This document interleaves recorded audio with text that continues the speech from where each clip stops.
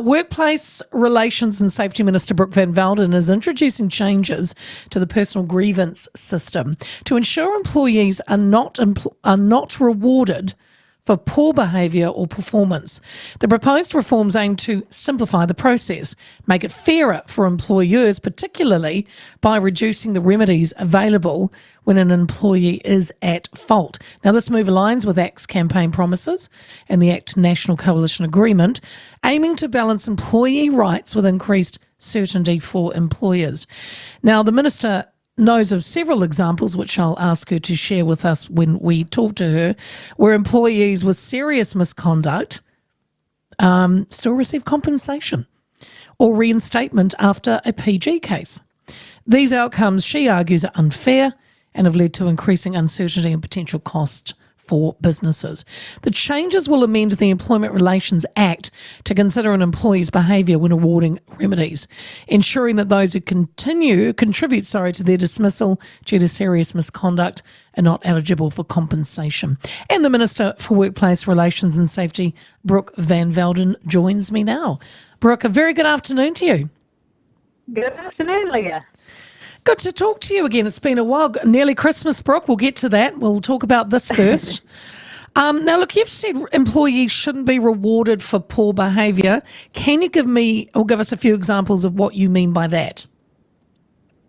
Yeah, absolutely. Look, this is a pretty serious issue where I know a lot of business owners and managers will be very happy to hear that we're rebalancing the personal grievance settings. But a clear couple of examples where I think things have gone wrong is, in 2021, there was a truck driver fired for falsifying information on their timesheet, which put both the worker and the employer at risk of fines for incorrect logbook keeping. And in that case, the employer had to pay the worker $10,500 in compensation for humiliation and distress caused by the job loss, and 13 weeks of lost wages. And in another case in 2022, there was a restaurant worker fired for stealing food from the restaurant that employed them. And while the worker admitted to stealing the food, the employer had to pay the employee $21,000 in compensation for hurt and humiliation. I mean, those are just two examples. But I hear time and time again that employers are stressed about people bringing personal grievance claims, even when they don't think they've done anything wrong, because they fear what going through the Employment Relations Authority or court may find. And I don't think it's right that we have businesses settling before they even get to that point because they feel like things are stacked against them. When did it get like this, Brooke? When was the change? I mean, I'm not up with the Employment Relations Act, I've got to admit to you, but I mean, I've lost jobs in the past, and I never thought to do a grievance claim. Is it the go-to now? Is there really an issue, obviously, with it for you to change it?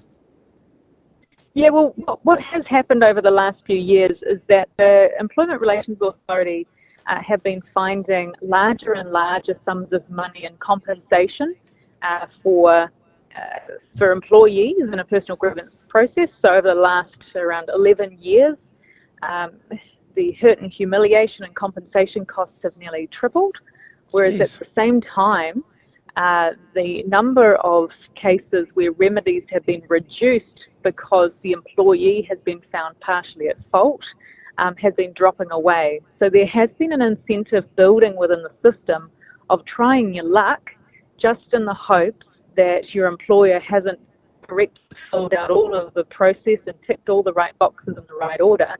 And I think that's leading to a bit of fear from business owners' point of view, especially small business owners going, oh, mate, well, did I do everything absolutely right? But when you've got cases of people doing violence in the workplace, fraud, theft, bullying and harassment and serious misconduct or putting themselves and others at risk with even the health and safety obligations that business owners need to follow, is it right that the courts are still finding that these people need to be paid out for hurt and humiliation? I would say no. Will employees, Brooke, still have a chance, though, to claim a personal grievance, if it's valid, Or will these be completely removed? Oh, absolutely. I'm not touching anything to do with a valid personal grievance claim. People can still take their personal grievances through the process, through mediation, through the Employment Relations Authority, the Employment Court, and I would encourage people to, when there's a genuine grievance, what this is about is cutting down on people being able to try their luck in the hopes that their employer may have not done everything by the book and be still awarded compensation when they themselves, as the employee, contributed to the relationship breakdown. I don't think that's right for the culture that we want to set as a country. But importantly, I think this step will actually help other workers in the work environment who are looking on and thinking, why am I, trying to do everything right when I'm seeing my colleague who's been performing really poorly get rewarded for their bad behaviour? So, okay, this update of the Employment Relations Act will give more consideration to the employee's behaviour when awarding remedies as a result of the personal grievance, right? So I'm just trying to wrap my head around what can I still now do? Not that I'm not trying to get out of a job, but you're saying, yes, you can still claim a personal grievance, but but you're taking the remedy reductions are out. Yeah, you might just need to clear this up a little bit more with me, Brooke. So if there is an employee that does feel aggrieved, what's the process? So anybody could take a personal grievance against their employer. They can go through the Employment Relations Authority and the court, which is where they hear personal grievance cases.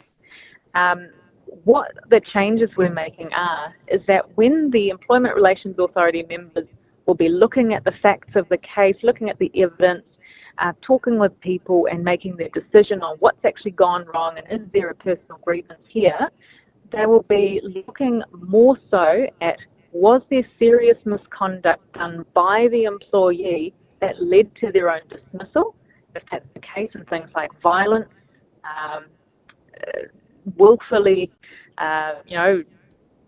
doing fraud or stealing from their employer.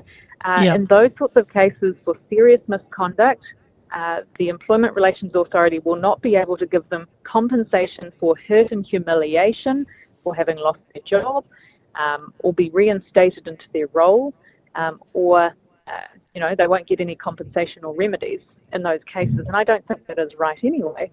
But in the case of contributory behaviour, where this might be people consistently turning up late to work and they have contributed then to the employment breakdown, they won't be able to be reinstated into their role or claim for hurt and humiliation.